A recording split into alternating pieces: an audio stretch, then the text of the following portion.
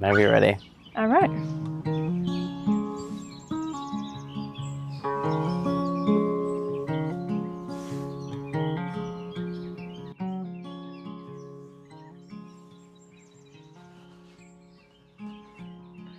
You are my sunshine, my only sunshine.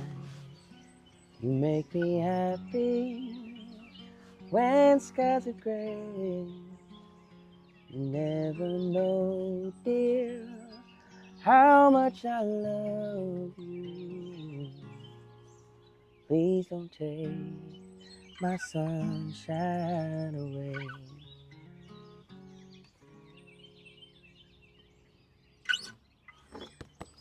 Yay! Okay, I'm gonna get a little closer to you. All right. Hello. Hello. Austin, how you doing? I'm okay. It's been too long. I know. Fancy meeting you here. I know. Scene of the crime. I know. Well, Austin, can you tell me who you are, how we know each other, and what do you do? All right. My name's Austin James. I'm a musician and a father and a type 1 diabetic and a mental health advocate. I wear many hats. And we know each other. Goodness. You know, it took us forever to finally meet, but we've been running in the same circles like pretty much the entirety of our lives. We really have. Do you want to share the story of how we first met in person, though? Because it's a good one. Do you remember? You'll have to refresh my Newport? memory. Oh my goodness, that's right. Yeah, I would love to hear your perspective on that. Oh, the girl gang. It was a bachelorette, right? My sister-in-law, yep, That's that I was right. managing. Yeah. That's right. And yeah, so I went to Newport and played a bachelorette party on the little rooftop. Everybody was so sweet. Yeah. And we became fast friends. Oh, easy. Well, Fast that's what friends. happens when you bring all of your equipment. Like, I don't know, how long was the drive for you? Wasn't it traffic filled? It ended up being close to 3 hours. Yeah, and then yeah, carrying so the stuff up I the don't little know you. stairwell. I DM you on Instagram or your email, and I'm like, hey, do you want to come for probably a few $100 to come do this gig in Newport with no one you ever met before? And you Yeah. said, sure, of course. And I was like, really? But I was like, yeah, please come. So you show up, and I was like, yeah, it's at the top of these steps. And the steps, mind you, are like this big. Okay, this big. And they're very steep. Yes. Oh my goodness. And it's also like pandemic sort of time. And I'm like, I don't know you. It's hot. We're all sweating. So hot. But we got your equipment somehow up to the top roof patio. And you played, and it was amazing. And Thank you. I found it out that one of my friends' dads played with you back in the day that day. That's right. Yeah, Oh man. so Wow. that was the first connection that we were like, how do we not know each other then? Yeah. And it just keeps on happening. We keep on does. talking about our past, and we know a lot of the same people. So it was kismet, that we were able to meet this way. It was, yes. And Yeah. we've met in passing many times, most likely. Yeah. So. Well, I'm glad we're here now. Likewise. Too, we've been here before. You want to talk about why we were here the first time together? Yes. So this was, oh goodness. When did that album come out? 2021. Yeah. And we had a song called Crescendo that I really felt strongly about having visuals to it. And it was a single. And I don't know how that happened. I don't know if it was through you or your sister, but we ended up filming with Daniel out here on the river in November. Yep. At 5:30, 6 in the morning in 40-degree water. And you got in there. I got in there. I took a dip. I'll be able to put a picture or a video or something on the screen please too, do. so people can see. But from my perspective, we had gotten to know each other a little bit. I had taken some photos of you that day while you were playing, which was amazing. But yeah, then you sent me your unreleased music, and I remember I was driving to New York State, I think, for a shoot, and I listened to the whole album over and over and over again, and I connected with Crescendo a lot. Yeah. And the way you talked about it, I don't remember exactly what the lyrics were now, but I was like, I just picture someone coming up kind of like a rebirth from the water. And I told you my idea, and you were like, it's cold, but yeah, let's do it. And I really appreciate that, because I can have a lot of kind of kooky, crazy ideas. At least to some people, they're not willing to try, and you were. And that meant a lot to me as someone that sees a vision, and you get that, you know, Yeah, you of have a course. vision and people either get it or they don't. And sometimes when they don't, you feel like, am I crazy? Am I the crazy one? And then you don't know if it's going to work because you can't find anyone to do it with you. So Yeah. I think that was a testament to who you were. And I thought to myself, yeah, this guy's for real, you know, and he cares about the art he does. So I really appreciated it. Absolutely. Well, Yeah. thank you for the opportunity and for just sharing your creativity, because that's important. I think as creatives, the more you build community and the more you collaborate, the stronger the art, you know, becomes. Oh, it's everything. It's everything. Yeah. You can, I mean, obviously a lot of art is solo, right? Like you're making music by yourself, you're recording by yourself sometimes. I have to edit by myself, but when you have people around you that understand the struggles of it and the joys, it just makes it, I don't know, it's more rich. It's a rich life. Absolutely. Yeah. So speaking about art, could you tell me or bring me back kind of to when you first found an interest in music and singing? I think it was always present, especially with my grandfather. Tell me about him. Wonderful piano player, and you know, I never got to like see him in his prime because his hands just got so arthritic. But his love of music was always there. There was always music playing in the house, and you know, my mom. So you grew up with your grandpa in the house? He wasn't in the house, but we spent so much time over there. Okay, cool. We weren't very far. You know, first year or two of my life, I lived in Rocky Hill, and right down the street from my grandparents. So we spent a lot of time. Spent a lot of time with my grandfather. He's one of my favorite people to ever exist. And there's always those lists people make. Oh, what's 3 people in history you would like to sit down and chat with if you could? Yeah. And he's always at the top of the list. Oh, that's so cool. Was a powerful human. But yeah, so I just had, you know, spent a lot of time with him and all that music. But my mom got us started with piano lessons when I was 4. Wow. So I had done that, and she said, you know, if you stick with this, you could pick an instrument. So when I was 10, I picked the violin, and you know, the rest is history there. And I just music was always a part of me. I think I tried to work a normal job for many years and was good at it, was successful at it, but boy, was it unfulfilling. And I came back to the art full time, and it's been almost 6 years now. Good for you. Yeah. I didn't know, 6 years. Wow. 6 years. Speaking of that, then, when did you write your first song, and what was it about? Oh boy. It was back in 2010, right after my sister passed away. So it was about 15 years ago. Yeah, and I had been in bands and was performing regularly, but never really wrote.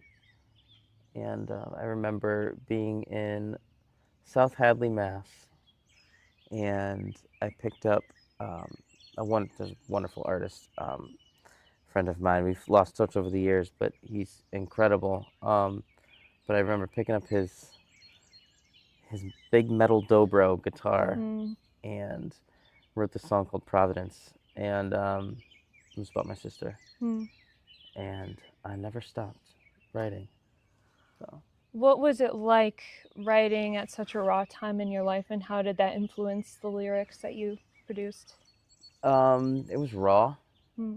It was honest. It felt like a natural conduit for truth.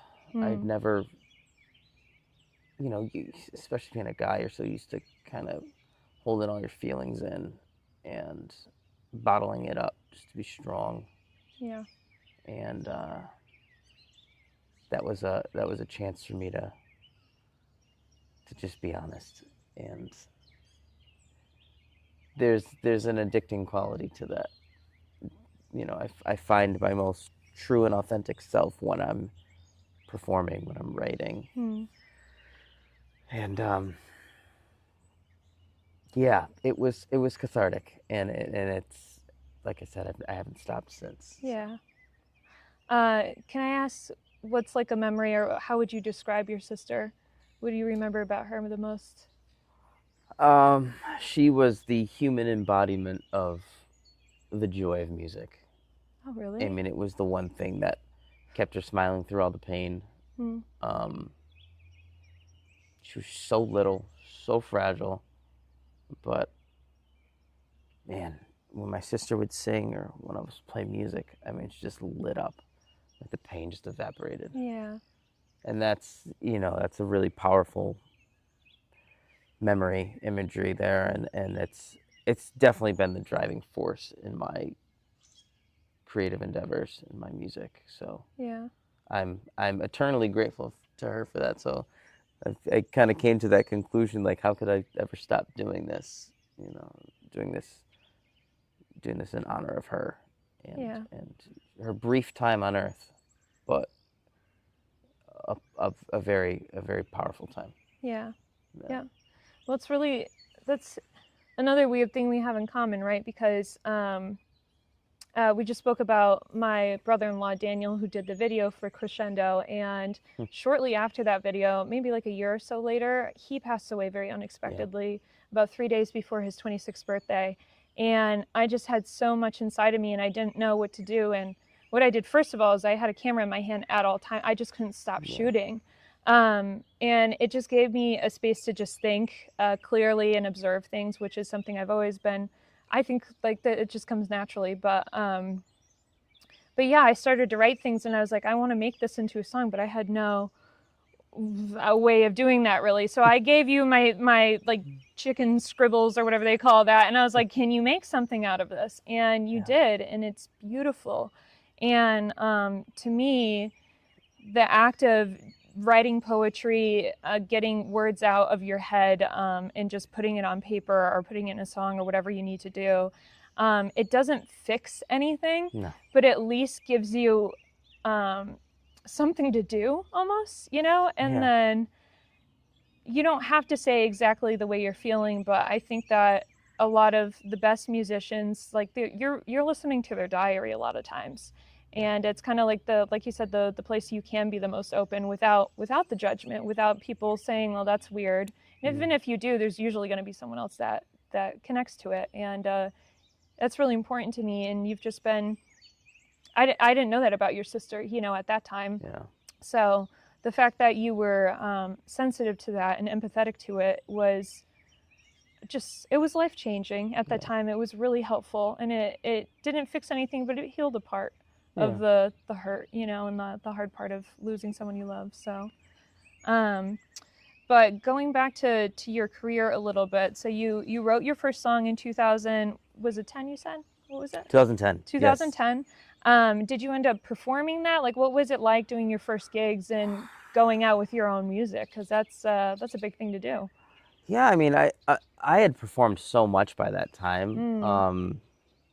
2010. Yeah, I'd been performing pretty regularly about 3-4 years by that time, and it started taking my music, like separating from the band a little bit to have my music heard. And I remember just going to these open mics and little open jams and performances like that, totally unpaid, just to see, like, hey, is my music going to connect with anybody? And I had a handful of songs by that time, and I would set my little phone up and film myself and make notes after, study it like film, and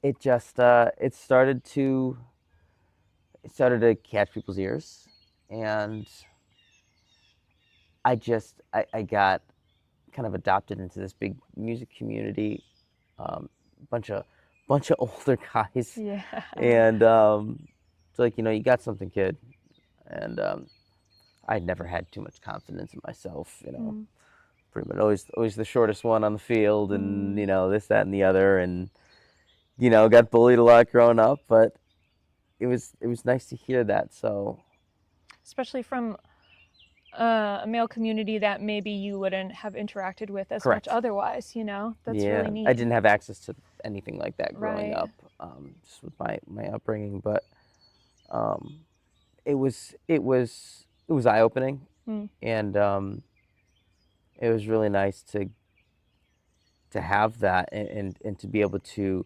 create without judgment, and a lot of people shaping me over the years, and having my music go from a really like hyper personal lens to a broader message for people to kind of get their own meanings from, and that's been quite the evolution there. And I just I continue to write, and I continue to do what I do, and it's brought a lot of healing to myself and other people, and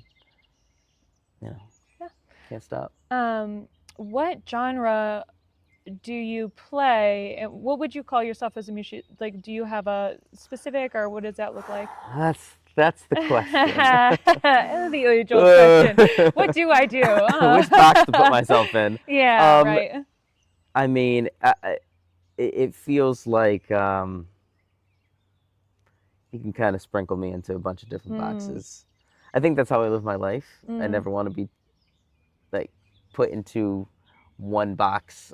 I like experiencing culture. I like experiencing just so many different perspectives and point of views, and that's how I'm like with music. I mean, I'm not one of those obnoxious people that's sitting in the car and listens to 20 seconds of a song and turns to the next one. We're not doing that. If you do that, no judgment. A little bit of judgment. Yeah. But Not for you. not for me. Yeah. I mean, we're finishing up a country album. Okay. You know, yeah, it's yeah. like I never saw myself doing that, but but when you were doing those gigs, as you grew into a performer, what genres did you go through? I was very folk singer songwriter. Yeah. I mean, I grew up on Motown and that, obviously church music, but it was very much that like the vein of Dylan. I found Bob Dylan and I just like consumed, and through Bob Dylan found Joan Baez and a bunch of other folk artists, and just my favorite's Pete Seeger. Oh, Pete's great. Pete, yeah. Pete Seeger's great. Friend of mine, Nicole, does some really wonderful Pete Seeger covers. But yeah, and then Joni Mitchell and all these other artists, and I think it was their storytelling that really attracted me, which is at the heart of what folk is. But then I discovered heavy metal music, and I was in a couple of metal bands, and it was just. What'd you like about the heavy metal? It was raw. It was a way to release, and not anger. People think it's angry music. Some of it is. Some of it is. But it's so visceral, and you're kind of at that edge, and you're speaking about topics that range from the political landscape to personal ideals and morality and whatnot, and you're screaming these things out on stage with this just ferocity, and that community is in there with you. They opening up the pit and doing the whole physical nonsense, and it was so freeing. And I think transitioning, I mean, what quite the transition. Transitioning from that singer-songwriter, really personal, to this big, ferocious sound, and then having those worlds meld somehow, and writing, rock music that people can consume, a little bit easier than metal, but, not as sad as, super personal singer-songwriter music. It's been such a weird journey. Yeah. But I wouldn't trade it for anything, because it's rounded me. Yeah. Hey, weird is good. Weird is great. Weird is great. Okay, so you have a band, and I can't imagine that was easy to find the right people. So what was it like trying to find your group, and how did you decide who was right for it? Many years. I think it started around 2014 when I started kind of looking for people, um, and it was finding people to kind of fit my style, my music. What a mistake that was. I learned quickly to write collaboratively and to create collaboratively, and it opened up my world to these incredible musicians that are now in my band that I've collected like infinity stones over the years. Yeah. And you know, I it was a lot of trial and error finding the right pieces, and but man, the guys I have now, it's been, God, it's going on 6 years now with the heart of the band, Michael and Spencer, and you know, I've known them for so long. Yeah. But they're incredible humans, and I think that's been the most important part of all this, is finding people that have become my family. And man, Michael and Spencer, I love those guys like so much, and they've changed my life. And you know, we get to continue to make this incredible music, and we collaborate just so well. It's become clockwork at this point. It's great. And then, you know, adding, you know, my guitar player now, his name's Sean, and he's a student of mine. He's been a student of mine for 3-4 years now. Yeah. He's 15, and he's a prodigy. Oh, shit. Yeah. That's so cool. He is incredible. Yeah. And, you know, I didn't have that exposure that early in my career, and who knows how different things would have been. But, right. you know, I saw the talent, and I saw the drive. This kid works hard. And I had to foster that, you know, especially being a dad too. Like, I want my kids to grow up seeing their dad like being nurturing and all this. And his parents are just incredible humans as well, and they support him. And I'm just so thankful that he's in the band, and grateful for his contributions. And he's becoming quite the little writer himself. And then my buddy Andrew Kramer, who I've worked with the last couple of years now, and he plays pedal steel. And what a beautiful and kind human he is. He's the senior member of the band. He's gonna kick my ass for saying that. we love our Andrew, and you know, I've gotten to play with him in other projects as well. And man, just what a beautiful human. And if you're gonna come out and see us, make sure you come out and see us at a show where Andrew is playing, because he's just so lovely. And so what's the through line between you and all the people in your band? What do you think connects you guys the most together? Or like, what's the culture or the vibe of it, you know? It's joy. You know, we're creating music. We get to do that. It's a privilege. And I think all of us really realize that. And I've met everybody in such wildly different ways. Yeah. Our saxophone player, Ryan, I met him when I was working at the bank in Massachusetts. Where all the best musicians are, right? Yeah, right? And he's a music teacher, and he's just, I don't know how I found all these incredibly kind humans, but he's equally lovely as well. And I can't tell you. Maybe it's just, you know, what you put out into the world, you get back. Yeah. So I've always tried to be really kind, but man, am I surrounded by just the loveliest of humans. Forever grateful. I can get super emotional about it, but yeah. That's awesome. Yeah, go ahead and stop it for a second, and then just start it again. Okay, cool. So what's an aspect that... Just a minute. Oh? I've got to start it again. Okay, start it again. It didn't work. Try it again. Okay. Is it good? Okay. So anyways, Austin, what's an aspect that people maybe don't understand about the music industry that you think should be more known? I don't think necessarily more well known, but maybe just it's a business, and you got to treat it like that. Yeah. If you need help with the business part of it, make sure you get somebody that you trust to handle that, because it gets difficult.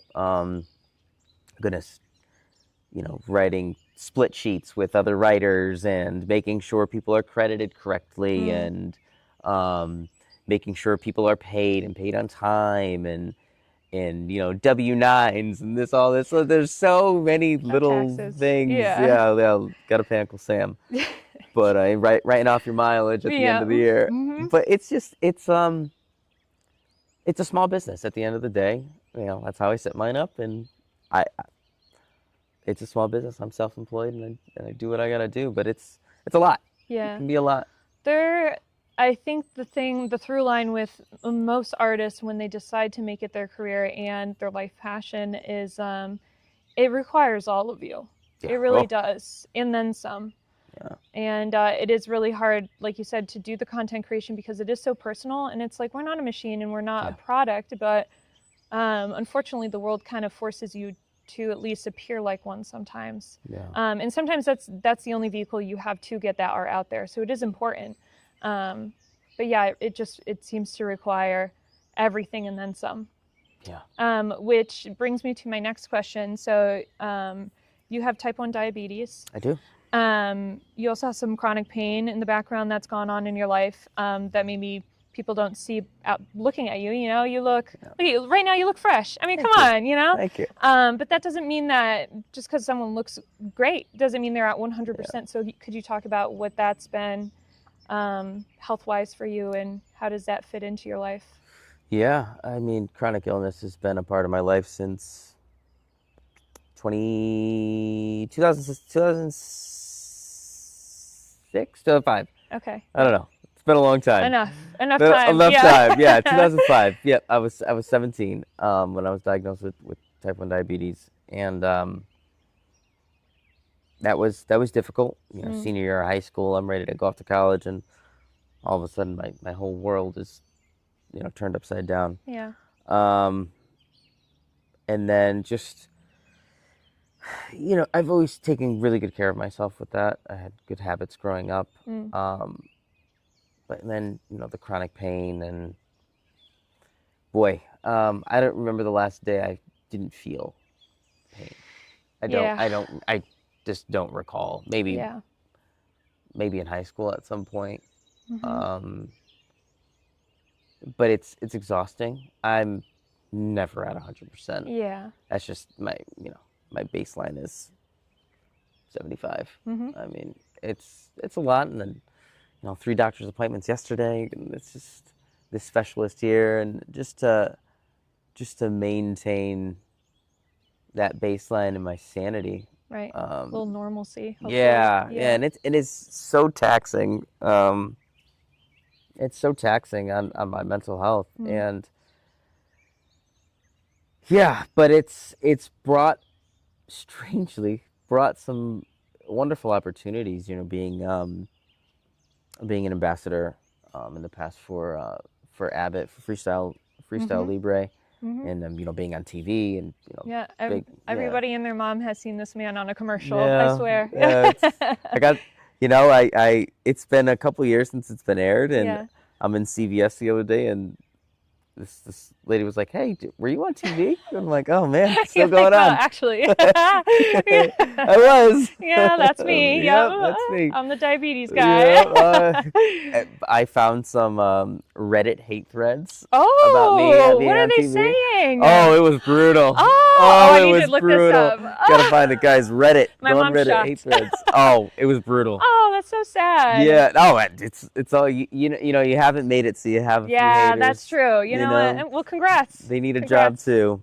Quoting the great Cat Williams. Boy, but that's been a wonderful experience. I actually have an ad on Spotify right now.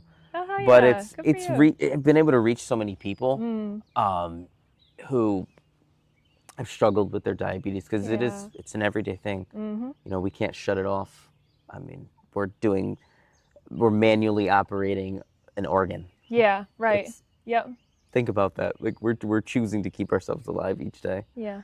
But I've gotten to meet this incredible community and reach, I mean, millions of people, which is really crazy, insane. Yeah.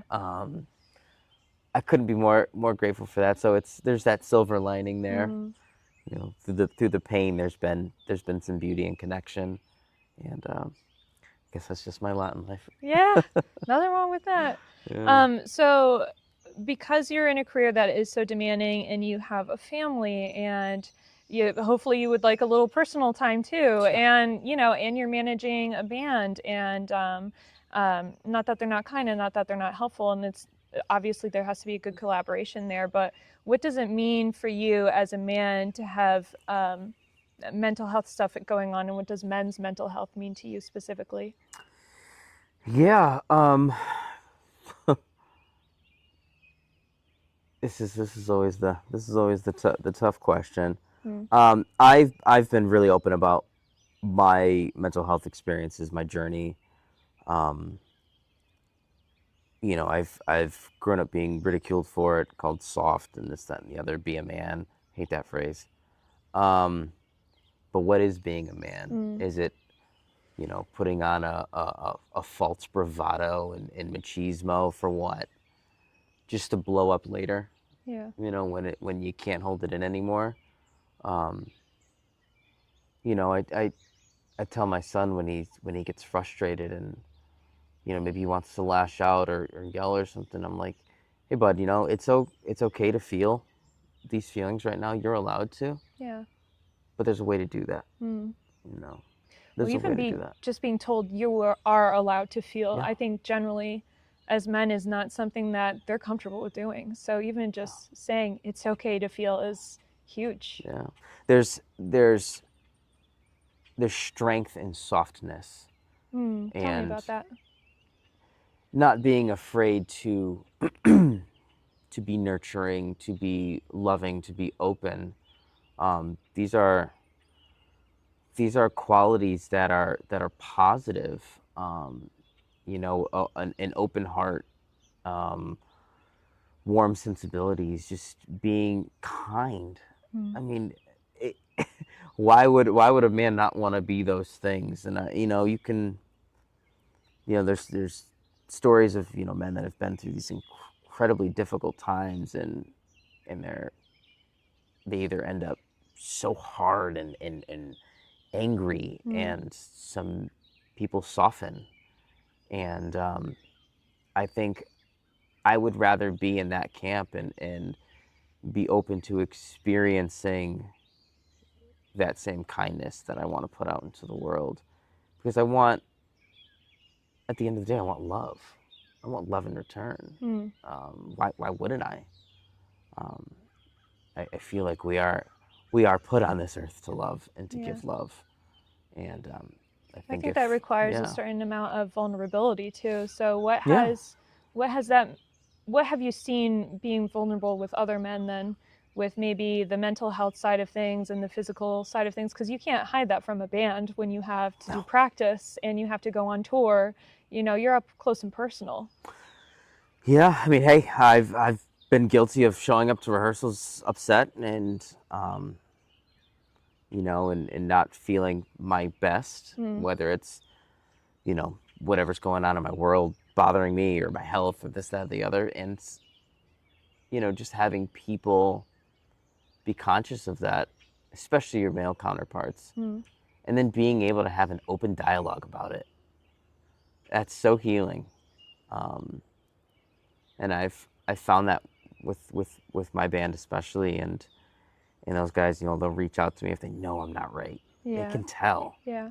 And just having that's powerful. To not be judged or bullied for having feelings and emotions.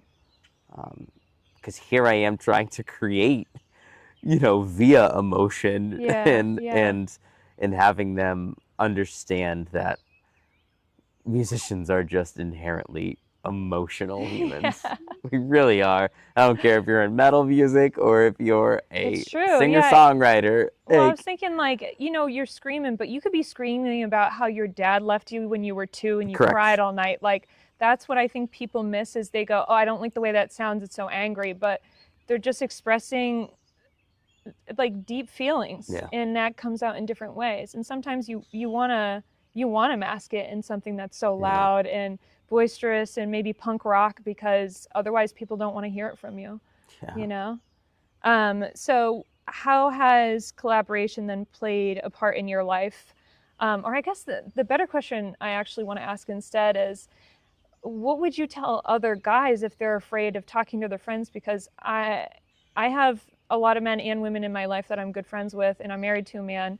And I can't tell you how many men are like, I don't know anything about my friend really other than just what's going on directly in front of me. Like, how do they open up and have those conversations? Oh, man.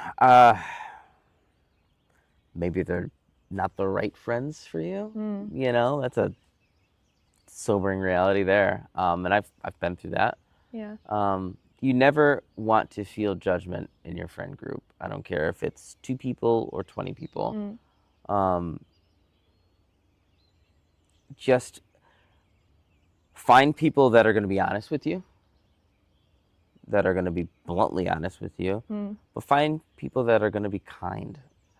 That, yes, they can say something blunt and they can say something really truthful, even if it hurts, but then they're there to, you know, put medicine on the wound and help you heal. Yeah. Those are the people you need in your life. And listen, you might only have one of those people in your life at the end of the day, but that one friendship is going to be just monumentally important, and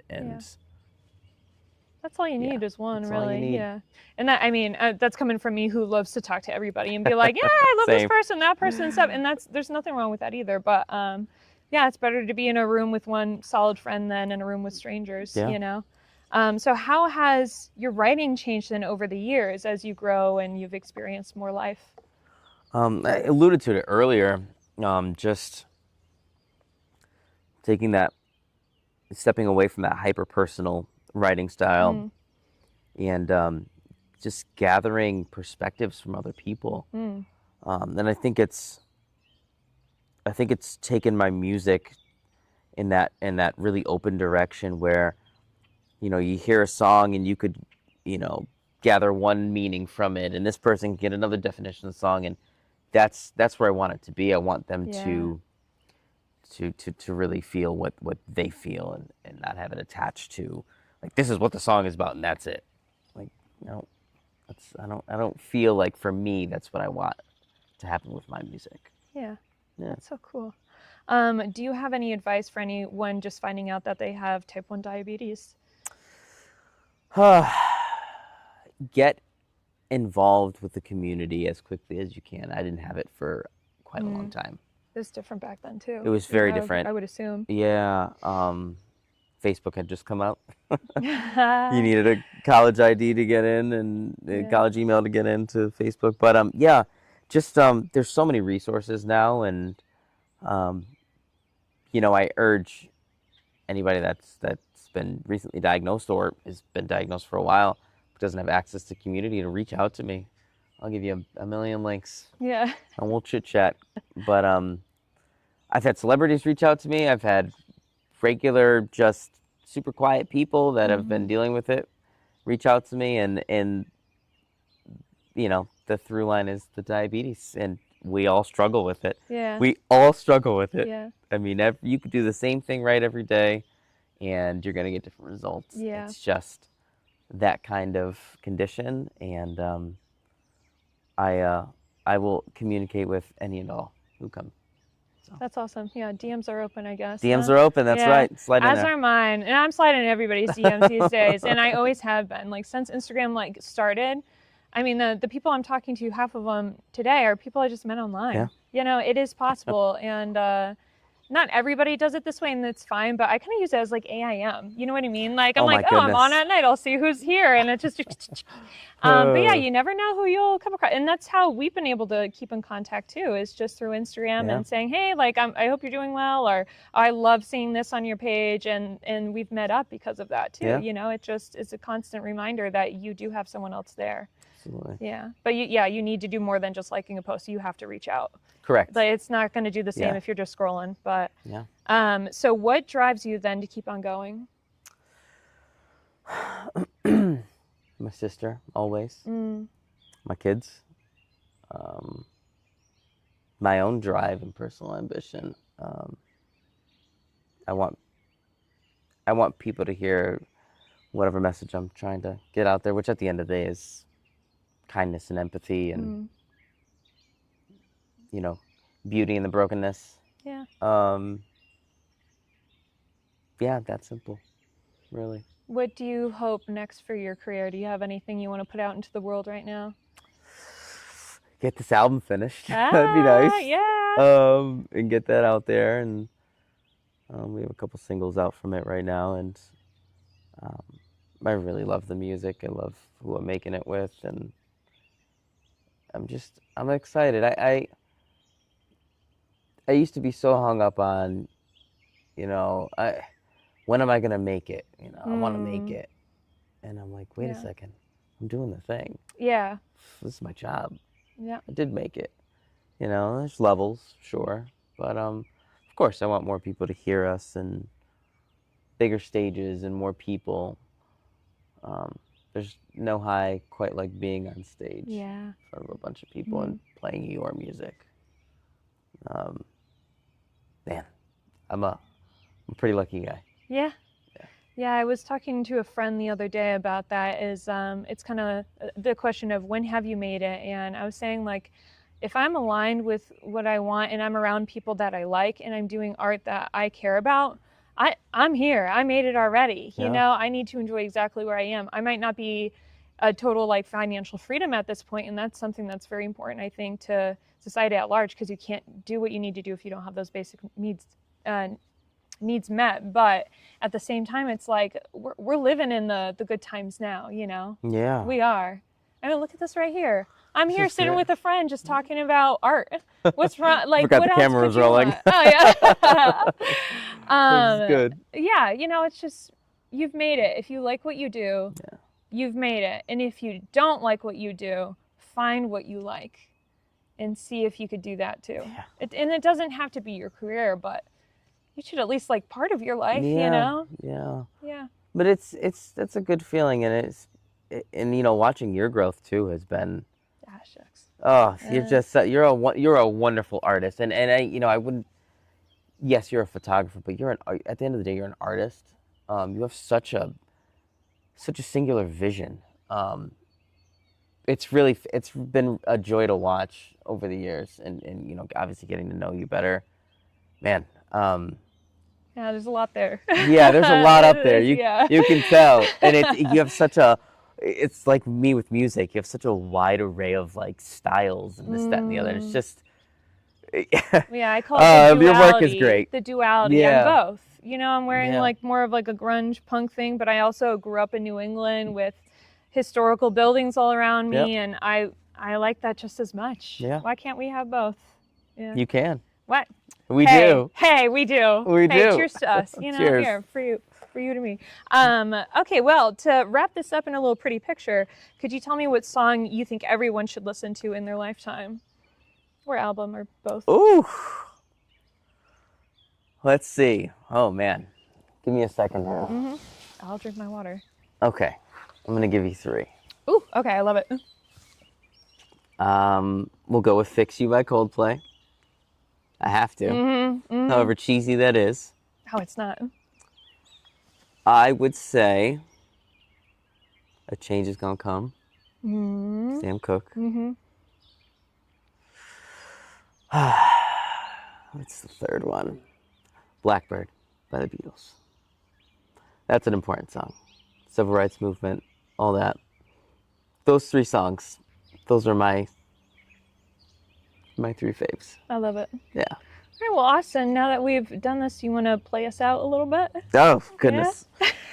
What should I Back play? to work. Back to work, right? Oh, man, never ends. All right. All right, let's see here. All right.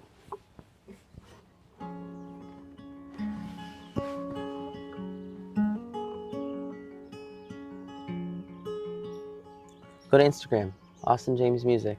Austin James Music and Austin and the Nomads. Austin James and the Nomads. Find our schedule. We just released it. And you can hear this one. This one's called Anxious. Sometimes I get anxious when I'm holding you. You think that I've got options, but girl, I'm stuck on you. And every day and every night, you're always on my mind. Even if my anxiety keeps me up all night. Like Joni said, I'll drink a case of you. And Dylan said I'd go hungry, black and blue. If you were ever wondering what you mean to me, just remember what old Sammy said and bring it on home to me. Bring it on home to me. Bring it on home to me.